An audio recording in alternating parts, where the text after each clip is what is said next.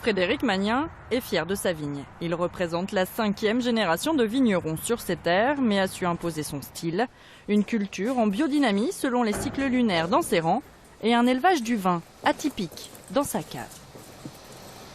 J'ai introduit l'utilisation des amphores et des jarres depuis 1995 et depuis 2018 des amphores un peu plus grosses qui ont l'avantage de respecter le travail que nous faisons en biodynamie dans les vignes.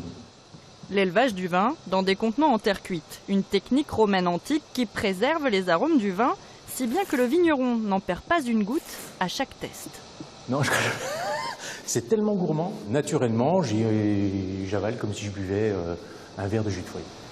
Un goût pur qu'il souhaite garder au maximum, ce que ne permet pas l'élevage en fût de chêne seul. Avec l'élevage en bois, on a cette alchimie qui se passe entre le bois et le vin,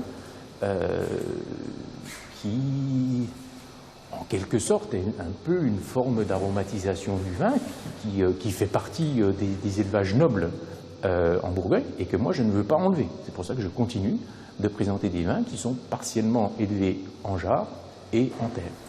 Un assemblage qu'il propose à la dégustation pour éduquer le palais des amateurs habitués à l'arôme boisé. On a l'avantage des trois. C'est dingue, hein? Madame, quelle conclusion pour vous après cette dégustation? Là, ça donne un vin très accessible, très digeste en fait. On a l'impression qu'on peut le boire tout de suite alors que c'est un millésime très récent et pas encore mis en bouteille. C'est très plaisant.